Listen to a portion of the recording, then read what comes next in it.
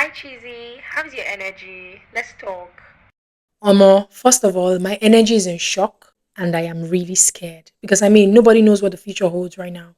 But you know what? Let's talk it out. There's a question the world has been asking since the early hours of June 22nd, 2025. Did Donald Trump just start the next world war? Because just before midnight, without any warning, stealth bombers and submarine missiles rained down on Iran. Not just anywhere, but three of Iran's most heavily fortified nuclear sites. And now the whole world is holding its breath. Welcome back to Cheesy's Energy Uncovered, and today we take a deep dive into the boldest, most dangerous moment in modern history. I studied sociology and I have decided to uncover stories. Now, if you have gotten to this point in the video, you are definitely family. Please hit the like button, kindly subscribe, and don't forget to leave your comments down the comment section. Now, let's get right into the story.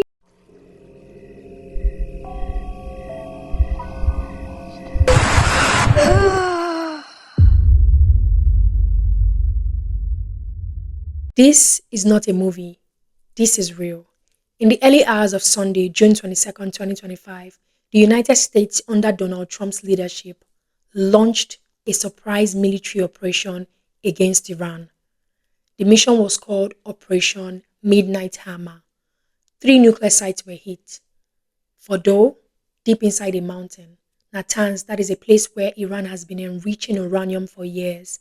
And then Esfahan, another sensitive nuclear facility. The attack was done using B-2 Spirit stealth bombers capable of bypassing radar, GBU-57 massive ordnance penetrators known as bunker busters, and Tomahawk cruise missiles launched from submarines in the region. Trump later called it a spectacular military success. He said Iran's nuclear dreams have been completely and totally obliterated.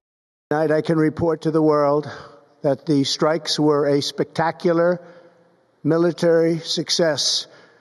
Iran's key nuclear enrichment facilities have been completely and totally obliterated. Now, this is where things get political and deeply controversial.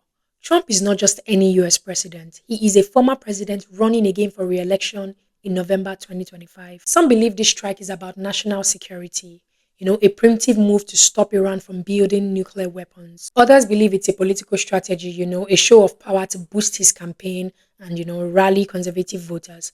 While there are others who are asking the biggest question: did Trump even have the right to launch this attack without Congress? As of now, reports say he bypassed congressional approval, and legal experts are already raising red flags about a violation of the War Powers Act. Iran is furious. Tehran has called the attack a heinous crime and a direct violation of international law. Within hours, Iranian forces launched ballistic missiles at Israel.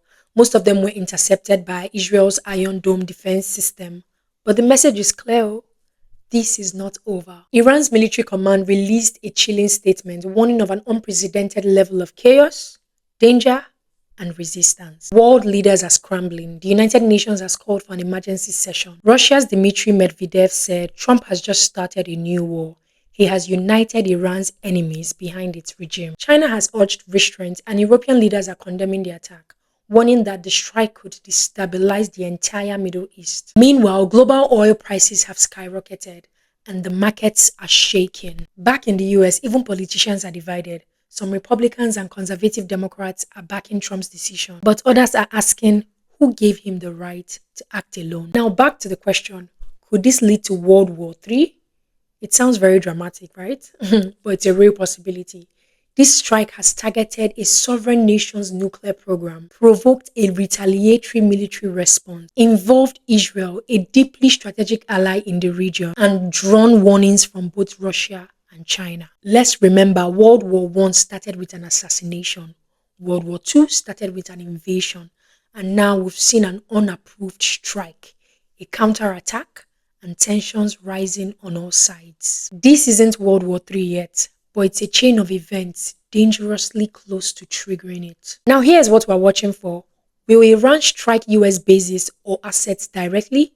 Will Israel retaliate harder? Will Russia or China intervene more aggressively? And will Trump push further or back down? Now, for hours, the world waited, and then Iran struck back. On Monday night, Iran's Revolutionary Guard launched 6 ballistic missiles at the U.S. air base in Qatar. It was a calculated move. The missiles were intercepted by U.S. and Qatari defenses. No casualties, no structural damages, and yet a clear message was sent. Iran called the operation Annunciation of Victory.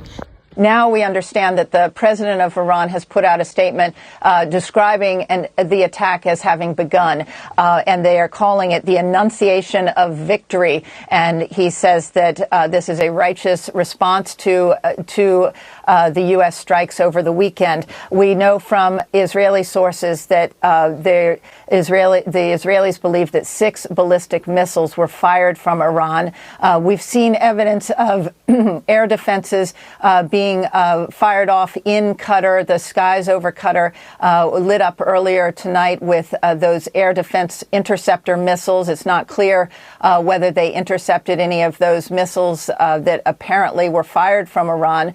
The intelligence that I had been reporting on earlier today suggested that either medium ballistic range missiles as well as short-range cruise missiles were suspected of being put into position. So over here, Trump was just giving us an update on the 14 missiles that were fired. 13 luckily was knocked down and 1 was set free because it was headed to a non-threatening direction. He also hopes that there will be no further hate after this one and there will be peace. And finally, some good news. A complete and total ceasefire between Iran and Israel has been agreed upon. Trump repeatedly calls for peace and praises both nations for showing stamina, courage, and intelligence. He names this conflict the 12-day war. He emphasizes the war could have gone on for years, but ended swiftly due to strong leadership. And then he ended by saying, God bless Israel, God bless Iran, God bless the Middle East, God bless the United States of America, and God bless the world. We will be watching this story closely.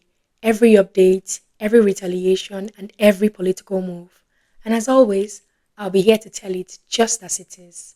This is Cheesy's Energy Uncovered. Do not forget to subscribe and please be safe out there. Thank you guys so much for watching. Love you guys. Bye.